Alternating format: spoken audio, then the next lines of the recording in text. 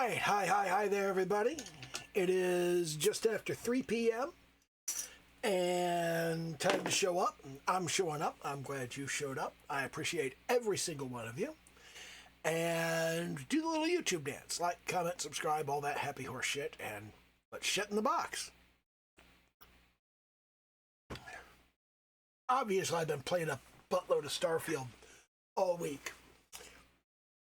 Way excited about the update dropping on the 7th and blah blah blah and so on and so forth. I've been talking about it and talking about it and talking about it. You guys know that. You guys know I've been talking about it if you've been here. But I have been struck by something in the past couple days because I got to a point in the main quest. I've been doing a replay where I started over at level 1 and I went directly into the main quest, and I didn't speed run the main quest, I just sort of focused on it.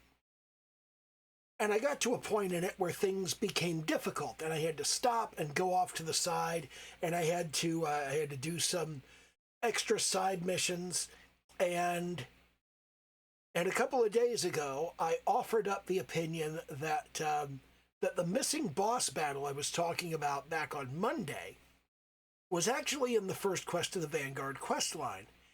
And as I've gone further, and I've now finished the entire main quest, and I've done the entire Terramorph quest line, the whole Vanguard quest line, and I've done the entire Ryujin quest line, and I'm now down to the point where I've got 3 things left to do. I've got the Freestar Rangers, I've got the SysDef Crimson Fleet thing, and I've got Shattered Space. And those are the 3 things that I've got left. And I'm thinking as I look at this, I think I played the game wrong. And that kind of spotlighted to me this thing. There's this thing that happens in game development, in software development in general, where the people working on a game just think the way to do things is obvious, so they never tell anybody. They just figure, you'll see it, you'll figure it out. It'll be obvious. That's obviously what you're supposed to do, but it's not. And I think joining in on the Vanguard quest line and doing that initial mission and having the boss battle at the end and unlocking all of the ship parts, I think that's a critical moment in the game. And it happens fairly early in the main quest, and they actually drag you to Commander Tuala's office and make you listen to his pitch about it. But then they don't tell you that's what you're supposed to do. And like I was saying a couple of days ago, they really ought to tell you, hey, do this first. Open up this series of things, and then you can come back and you can decide which of the options to do. Are you going to continue on the Vanguard quest line? Are you going to switch to the SysDef quest line? Are you going to go back to the Constellation quest line? And Sarah's there to kind of gently guide you through it. And I already mentioned that thought process, but in addition, I was looking at this and I was going, when you look at the main quest, like the main quest is 19 missions. And then on top of that, you can add 23 temple missions for a total of 42. And then, when you look at all of the faction quests, that's another 40 missions or so. There's, I took notes. There are 9 quests in the Vanguard quest line, 9 more in the Crimson Fleet quest line, 8 in the Freestar Rangers, and 13 in Ryujin. So that's 39 quests that, if you put them together with the 42 Constellation quests, if you alternate one quest from Constellation, one quest from a side series, they pretty much go together that way. if you're kind of doing a couple missions here, a couple missions there, and you're going like that across all of the quest lines, I think you end up with much better character progression. And I think that's probably what they were doing in-house with the game as the quest lines were built. They probably finished up the first missions of the game before they finished up the last missions of the game. And the people who are testing the game, the people who are playing the game, the people who are developing the game, the whole time through, they're like, well, we can't do the whole main quest. We have to do just like the 4 or 5 first missions. And then we got to go do other stuff because that's the only stuff there is to do. And I think that put them into the habit of doing a bunch of different missions across a bunch of different quest lines and just kind of bouncing around among the things. And I think if you bounced around among the things in Starfield, you would end up with better character progression and you wouldn't hit the spot that I did, like around the middle. I think it was around mission 7 or 8 on the, I think it was around 7 or 8 in the main quest line. It was just after All That Money Can Buy and Starboard. It was during Further Into the Unknown. So 1, 2, 3, 4, 5, 6, 7. Yeah, mission 8, Further Into the Unknown. That's the one where things suddenly got difficult because I had to fight Starborn Guardian ships, and I wasn't prepared for that. I wasn't prepared to fight Starborn Guardian ships. I didn't have enough levels. All of the stuff was level gated. And on top of not having all the levels and everything is level gated, but the parts haven't unlocked. I don't have the starship design skill. But if I had done the Vanguard quest, which obviously you would have, I mean, if you're only doing the first 4 or 5 quests of every quest line, and then you move on to quest 8, well, now you've got all of those Vanguard parts unlocked. That's a thing that you could jump into. And on top of that, you've probably upgraded your pilot skill at least to level 3 because you had to go through the pilot simulator, and you've probably had a few battles across other things. You probably had a few battles during the Systef Crimson Fleet mission. That's probably a thing.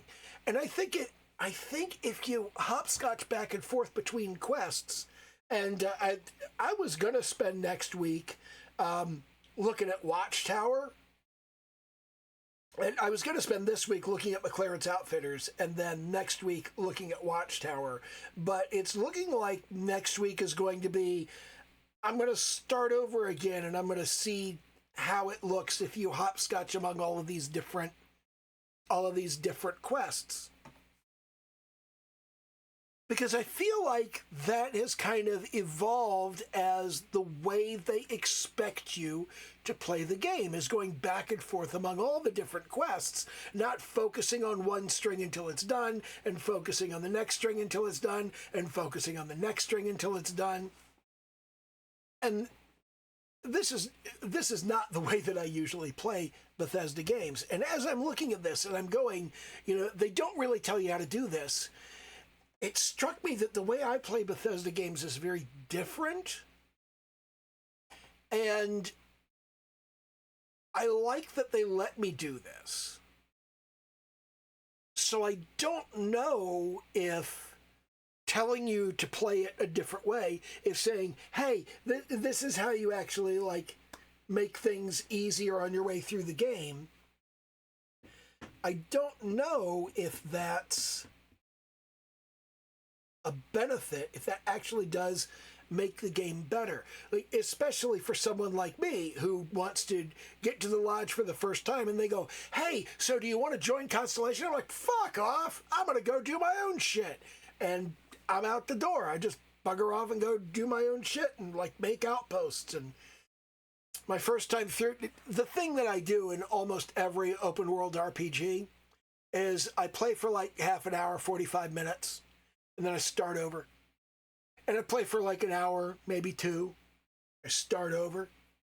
And I play for 3 or 4 hours and start over. And once I get to a point that I've started over enough times and I'm like, okay, now I've seen the first 6 hours of the game and I have a fairly good idea of how to get through those 6 hours of the game, and I think I did a good job this time. once I get to that point, that usually becomes like the ongoing game that I play. That's the continuing save that I stay on. That's not normal. And a lot of people like call that out as not normal. Most people don't do that. Most people do not pyramid up across more and more hours on a playthrough with new game, new game, new game, new game. But that's how I like to play open world RPGs. I like to figure out where's the point where I get to fuck off and do whatever I want in the open world. Okay, when I get to that point, I'm going to do that and the rest of the game can fuck off. I really did not like how Red Dead Redemption took like 3 hours to get to that point. Like, I didn't get to make any choices or do much of anything until I effectively watched 2 movies. And that seemed excessive to me. And I didn't really care for the game, so I just, like, bailed on it. But, one of these days I'll go back to it. It's a very good game. I just don't like it. You know, that's the thing I run into a lot is there are games that are really, really good and I just don't like them. And then there are games like Cyberpunk that are just dog shit. Like they're literally awful games. And the people that like them are awful people. But, you know, there are games like that. And the people who enjoy them tend to think Starfield is one of them. It's an interesting dichotomy of opinion, but because I'm on this side and they're on that side, they're wrong and I'm right. See how that works? Ah, yes, moral relativism. I don't know whether providing more guidance, whether walking you through the game and going, look, you really should be playing like this, would make that big of a difference, because I'm not going to fucking listen. I'm not going to listen at all. I'm going to get to the lodge for the first time, I'm going to fuck off, and away I go. And I'm going to go do like whatever. And my first playthrough of Starfield, well, my first several playthroughs of Starfield, when I got to about the 4-hour mark of the game, I discovered the industrial workbench at your outpost XP farm.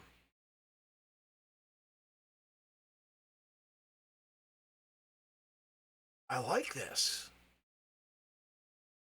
I could do a lot with this.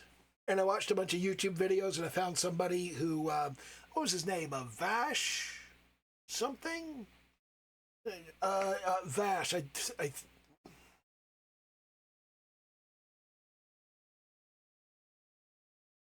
I can't remember his last name, but this guy, Kowali, Vash Kowali. But he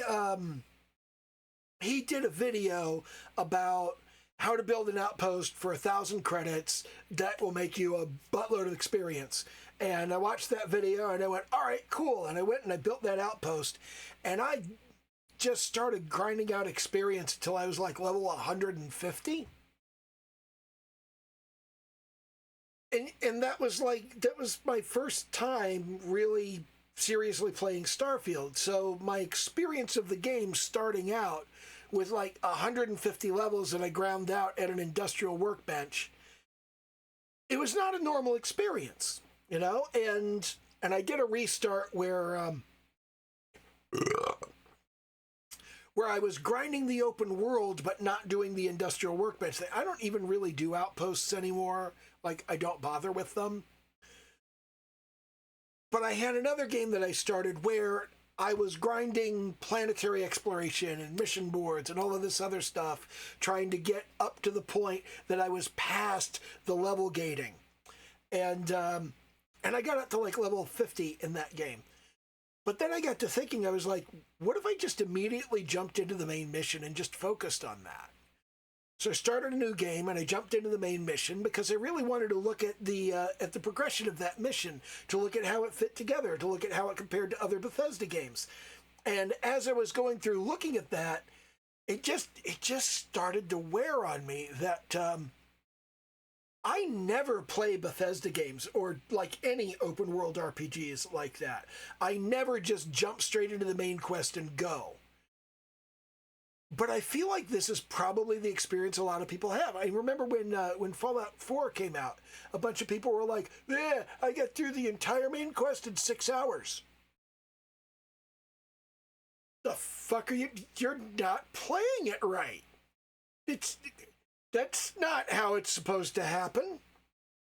And I have checked Starfield. I've said, how long does it take to do the entire quest? If you start the main quest and you just power through it, how long does it take? Well, it takes about 8 hours if you're not doing all of the temples. If you are doing all of the temples and you're starting from zero, it takes about 40. Takes about 40 hours. Because you're going back and forth to all of these temples, and also you're trying to build up the stuff that you need to get further along in the game. And I feel like the expected mode of play for Starfield is to start the main quest, start the Vanguard storyline, and complete the main quest and the Vanguard storyline alongside one another. And as you do that, because there are 40 missions, including all the temples, in the main quest storyline, you've got about 10 quests that are the first half of that storyline, and about 10 quests that are just temples, and about 10 quests that are the last half of the storyline. And then you've got roughly another 10 quests that are just temples. And as you go through that, if you start with the Vanguard quest line, and then you move on to either the Freestar Rangers, which is the next one that you're presented with, or to the Crimson Fleet Sysdef storyline, then that kind of gets you to the point where all you have left is temples. But when it gets you to the point that all you have left is temples, you've got the Ryujin quest line to go and distract yourself from temples and go, God, I don't want to do another temple. Okay, I'll do some Ryujin shit first. And then after you do some missions there, then you can turn around and do some more temples. And eventually you get everything finished. And I think if you play the game like that, it's a fundamentally different experience than focusing on just one quest at a time. And I want to think about that some more. In the process of getting through the main quest, the Vanguard quest line, and the Ryujin quest line, I am probably going to do Freestar next, and then Sysdef, and then Shattered Space, and that's probably going to be my weekend. In the process of going through what I've gone through, I'm at level 38. I think I'm like halfway to 39. But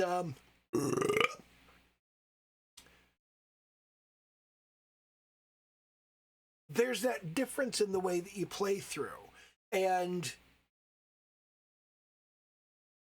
this also comes down, this is one of those things, I'm not really a big mods guy. I'm not really a big creations guy, because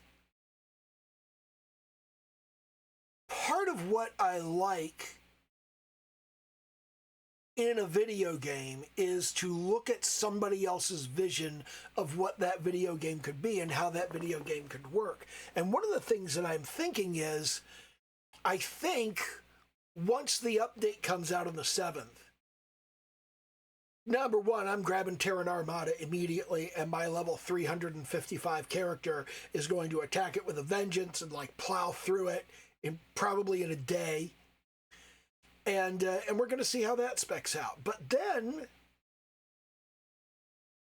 I would like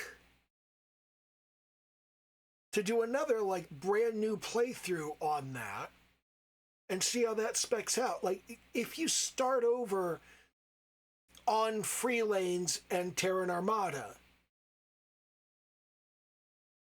how does that work out? And I think beyond that, I think kind of the little trifecta that I've got of Cryomancers, McClarences, and Watchtower, I think adding those three creations to the game along with the Trackers Alliance quests, and probably at Hell's Gate, just because it's got some synergy with McLaren's Outfitters. I really did not like at Hell's Gate because it didn't feel thematically appropriate to the setting, and it just kind of it felt like the kind of combat Kingath was going for wasn't the kind of combat I wanted to engage in, which of course is why I don't play Doom. I used to back in the day. I really liked the OG Doom. I really liked Doom and Doom 2. Doom 3, not so much. I really liked Quake and Quake 2. Quake 3, not so much. Quake 2 was fucking amazing. God, that was a great game. But the original Quake, I did love the atmosphere of it. I think that was the last one John Romero did with them. And I really liked John Romero's aesthetic and the way that he built games, the way that he built levels, and then he did Daikatana, which is another great example of a game that's absolute fucking dog shit. We all know that. John Romero's going to make you his bitch. No, he's not. He's going to shit on the carpet and get spanked. You're going to the shelter, John. I don't spank dogs. Relax. We don't spank our dogs. We don't send dogs to the shelter for misbehaving. We certainly don't take them out to a gravel pit. I mean, for God's sake. We are not Christy Nome. What was I getting at? Oh, yeah.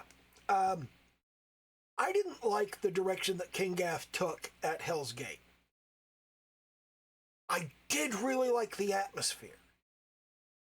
So, one of the things that's really kind of getting me, I was playing the McLaren's Outfitters creation at the beginning of the week, and just kind of experimenting with it and seeing what was in it and all that sort of thing, and I watched an interview that Kingath did on a podcast,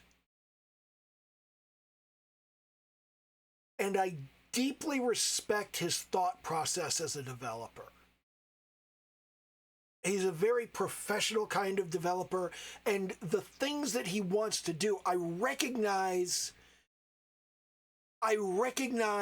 a good game developer, or at least a game developer who is trying to be good at his craft. You know, I'm a game developer who tries to be good at my craft. I recognize somebody else who's trying to be good at their craft. I would not say I'm as good at stuff as Kingath is. I would not say Kingath even does stuff that I necessarily like. I don't think I'm going to like Watchtower very much. But hearing him talk about the development decisions and the way that he tried to design it and the way that he tried to build it, okay, I respect the guy. I respect him as a fellow developer. I think he's trying to do a good job. He's certainly not just some dude in his basement. And I think the thing that really got me was when he was talking about we did robots for McLaren's because we didn't have the lip sync tools yet, and he keeps shitting on the animations for mechs in Watchtower because they didn't have animation tools, and he's like, yeah, we had to work with the robot animations, so we were limited in what we could do, and but they also really pushed the envelope. They really kind of pushed to do the thing that they were trying to do with the tools that they have. And I appreciate that and I respect that. So I'm going to give Watchtower a shot, but what I'm kind of thinking is, I think once Free Lanes comes out, and once I've played through Terran Armada and I've done some of the Free Lanes content and I've done vanilla stuff, I think after that, I'll throw that little trifecta of the Cryomancers, McLaren's Outfitters, and Watchtower alongside At Hell's Gate and the Trackers Alliance content and Shattered Space, of course. And I think I'll throw all of that together and I'll see I'll see how the game plays with all of that, because I think that'll be interesting. Ooh, you can't turn Terran Armada off, can you? This is going to change the game forever. Because you can't do that with Shattered Space either. I mean, with Shattered Space, they have the Oracle Star Station, and you can just, like, ignore it and not go to Dazra at all. It's like pretend Varun Kai doesn't exist. But it is, like, there, whether you want it to be or not. You can't turn it off. You can't disable that DLC. I wish you could. I feel like you should be able to. You could do that in Skyrim. You could disable your DLC. You could say, don't load Hearthfire, don't load Dawnguard. You could do that. But you can't do that with Starfield. That's interesting. Huh. I wonder if you can do that in the configuration files. That might be something to look at. But, yeah, I'm just thinking about that a whole lot. Because, I'm just, like, consumed with playing Starfield and examining Starfield, and I really think I haven't been playing the game right. I've been playing the game right to enjoy it, but I haven't been playing the game right for the game's progression to work the way Bethesda expected it to work. And I'm compelled to wonder, is that bad design? Or is it good design? Because I really like that they let me bugger off and do my own shit. Like, almost immediately. I really like that. They forced me to stay on rails a little bit longer in Starfield. And I feel like they should have kept me on rails just a little longer. Like, I really do feel like that first Vanguard mission should be mandatory in the process of going through the main mission. So that you have that kind of triple split. Where it's like, do you want to do Vanguard? Do you want to do Crimson Fleet? Do you want to do main mission? And then immediately after that, you get it smacked with, do you want to join the Freestar Rangers? And when you go to Neon with Walter Stroud, immediately they say, hey, do you want to apply for a job at Ryujin? 5 different quests to choose from now.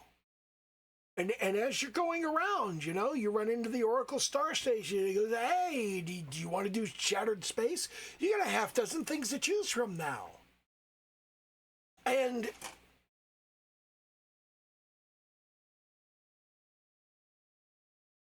how would you effectively communicate to the player, you're supposed to be hopscotching among these? I think it's just kind of, because what they did was just kind of lay the stuff out on the table. They do make you wander across it in the course of things.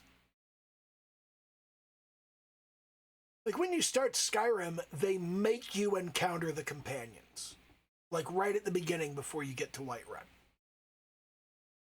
They make you encounter Cicero the first time that you're walking north of Whiterun, which introduces you to the notion of the Dark Brotherhood, kind of.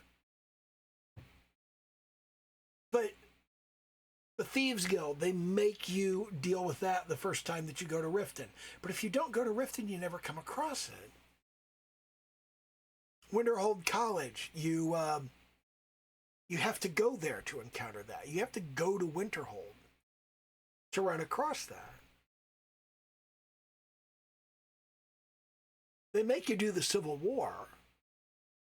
They make you do the Companions of the Civil War, and the Companions of the Civil War are directly analogous to the Vanguard and Sisteth.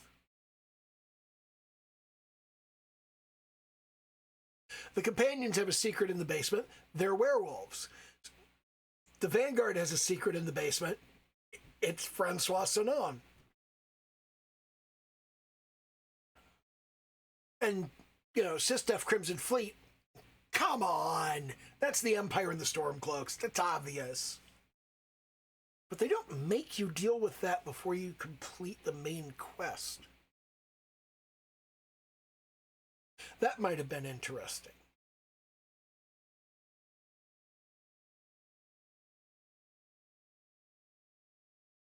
I feel like there's a better way to write Starfield, but I'm not sure whether the better writing makes it a better game. I think it makes it a better story. I think it makes it a better narrative.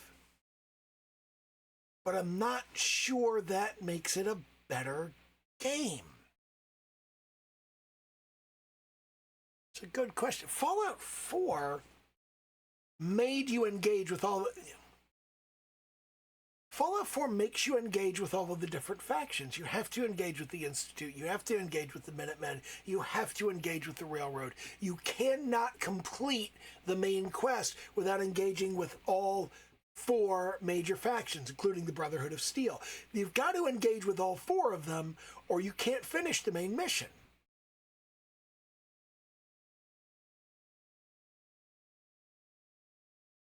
Whereas in Starfield, you don't have to engage with shit. In Skyrim, you don't have to engage with shit. You can just, well, you do have to engage with the Civil War.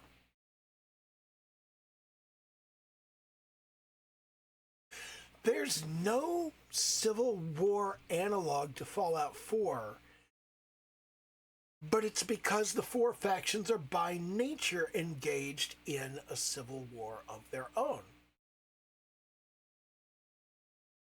Huh.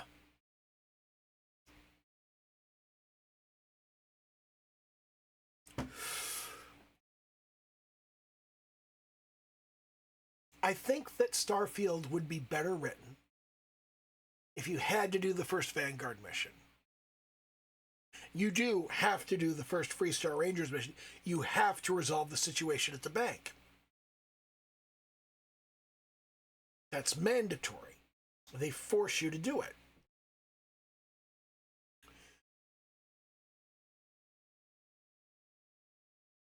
Is that supposed to communicate? I wonder if that's supposed to communicate you should start the Freestar Rangers questline at this point. I don't know. And I don't know if that was a good decision. I don't know if that was the right thing to do. I don't know if that's how they should have done it.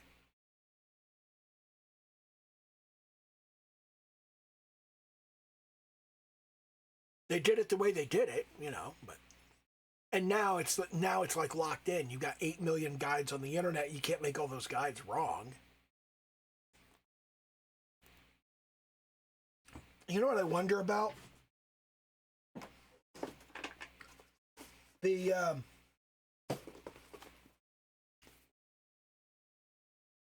official guides for these games,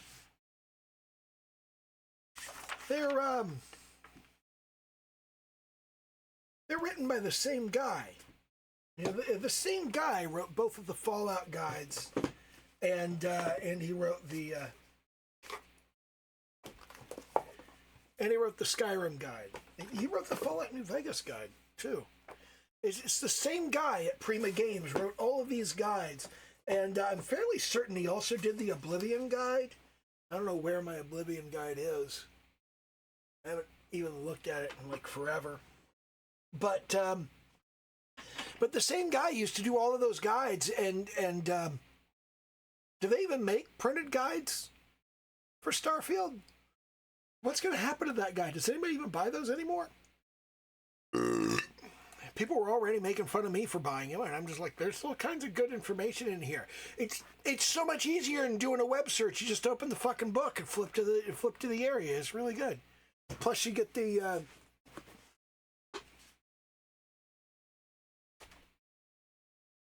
map.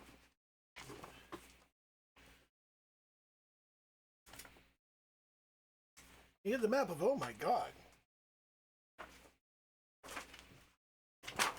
This appears to be in fairly bad repair.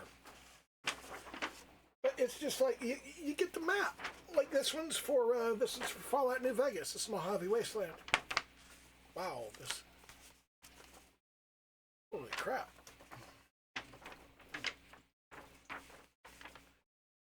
There we go.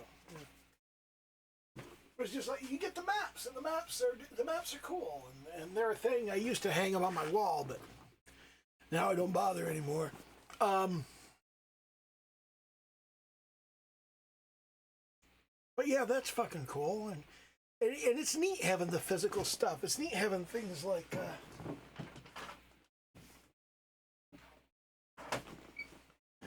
an actual physical septum from Tamriel. It's nice having stuff like that. You know, I enjoy having things like that. I mean, I guess it's kind of silly, but I do like that stuff. Anyway,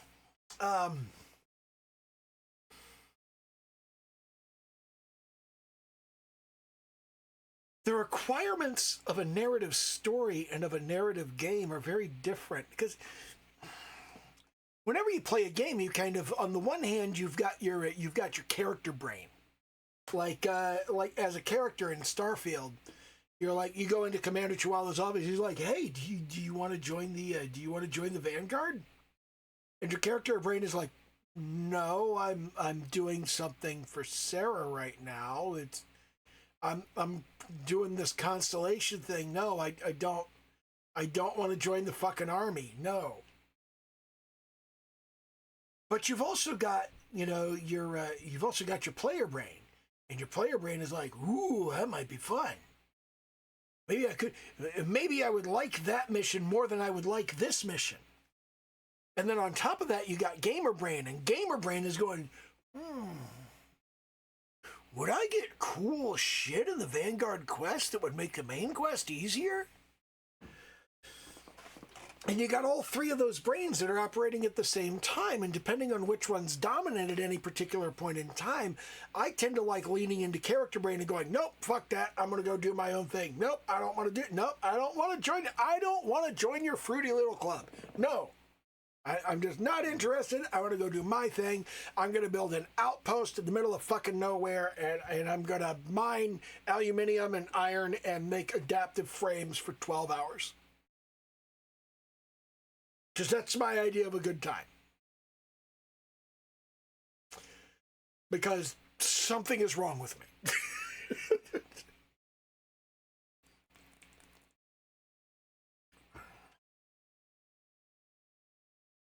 And that's gamer brain. Gamer brain jumps in there and goes, "Hey, let's crank up a whole bunch of levels, and then we can let the player brain take over, and put things together in a way that makes the game fairly easy to play, and then character brain can take over once we're like massively over-leveled and overpowered."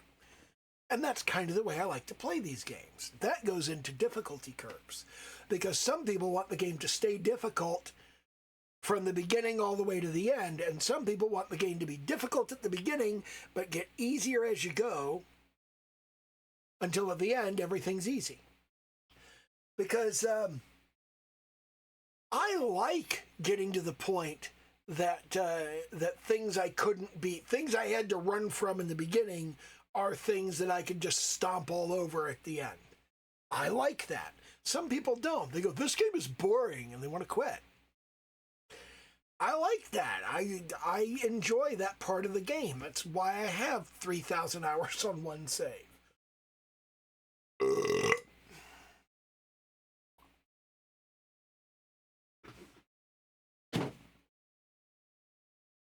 But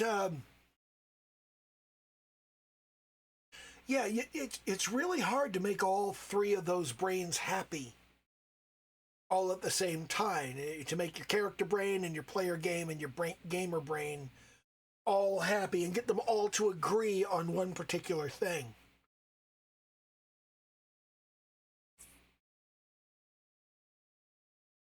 Because your character brain says, keep working with Sarah, and your gamer brain goes, well, maybe we should go do the Vanguard thing. And your player brain is caught somewhere in the middle, and I don't know what the right answer to that is. I don't think there is a right answer to it, really. There's just the answer that you pick. And I don't know all of the details about Starfield's development. I don't know why the decisions were made the way they were made, but I do trust that they made them for fairly good reasons. As a general rule, I tend to operate under the assumption that whatever decisions were made in a game's development, they were at least fairly good decisions based on the actual conditions that were going on with the game's development at the time. I don't think most people make bad decisions on purpose, unless there's like no other explanation for it. Like when Bethesda put out the Vulture DLC for 700 credits. Give us $7 for one bounty mission.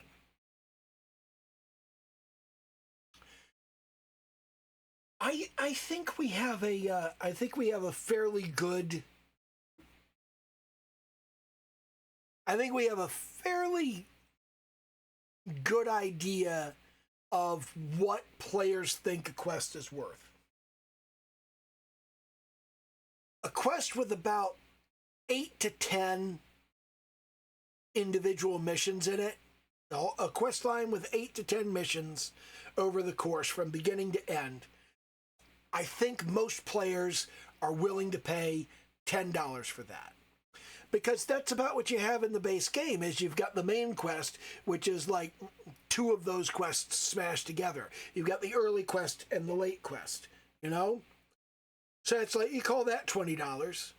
And then you go through and you go, well, the Vanguard quest is worth about another $10. And the SysDef quest is worth another $10. And then you've got the Ryujin quest, which is worth $10, and the Freestar quest, which is worth $10. And that comes out to $60, which is about what the game costs. That's about right. That's a fairly good price for all of those quests. And then you've got the game engine around it and all of the various features and all of the stuff and the ship builder, and you got all this other stuff, and people are willing to pay like $70, $80, $90 for that because it's got additional shit in there. And if you bought the top of the line edition that had Shattered Space included, you got like a $10 discount on that. But $30 for Shattered Space is bullshit. And $7 for one bounty is bullshit.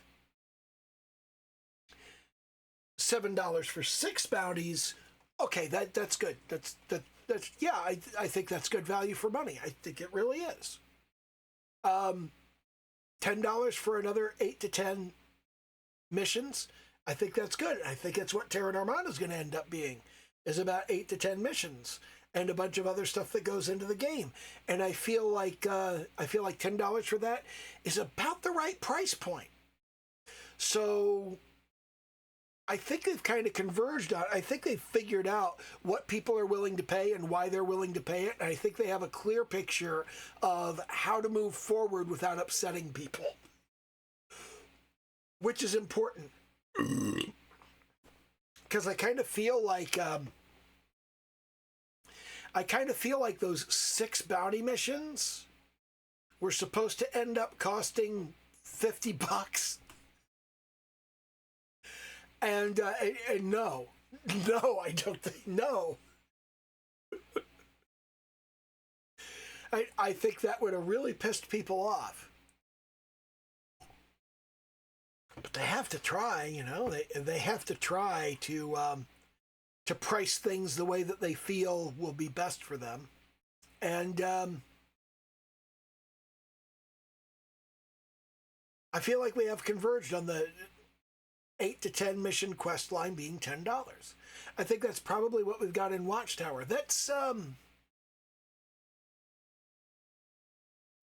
about what we have in Cryomancers, now that I think about it. Is you got the 4 main bases, but then you've got 4 star stations, and you've also got POIs, and you've got a bunch of new stuff.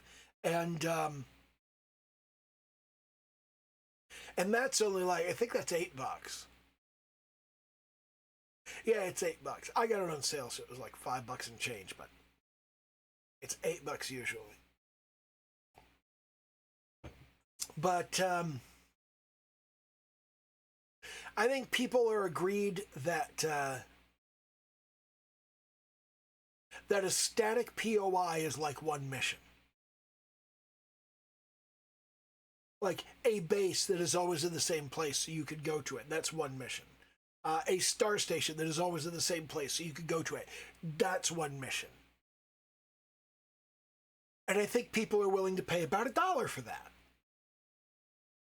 And I think if you add a storyline on top of it, if you've got 8 to 10 missions and you've got a storyline on top of it, and it all links together, I think people are willing to pay $10 for that.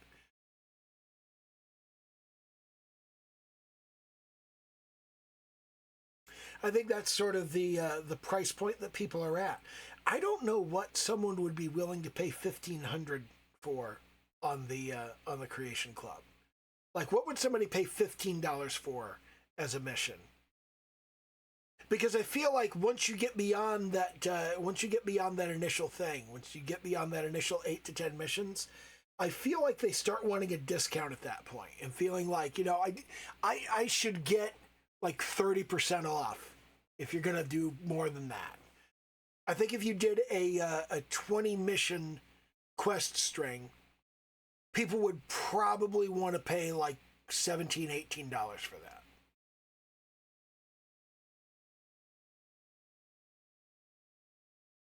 That would probably be about the $15 price point. I think you would need 3 of them to charge 2,000 points or $20 for. And Shattered Space only has 8 missions. It's got a boatload of side missions, but I think people don't consider side missions worth money. I think they imagine that side quests and side missions should be free, and they should come alongside a mission with narrative content. Anyway, this is kind of where I'm thinking. It's kind of what I'm thinking about, and I'm going to spend this weekend doing the rest of the stuff in the current save, and I'll figure out what I'm going to do next week. Am I going to do another vanilla playthrough that just kind of hopscotches around between different factions, or am I going to fire up the little trifecta of Cryomancers, McClarences, and Watchtower and play that? I don't know. I'll figure it out. I'll probably talk about that on Monday. I will probably be talking about Starfield for another couple of weeks, possibly as long as a month. So that's going to be like where things are in here. So it is what it is, you know. So, okay, bye.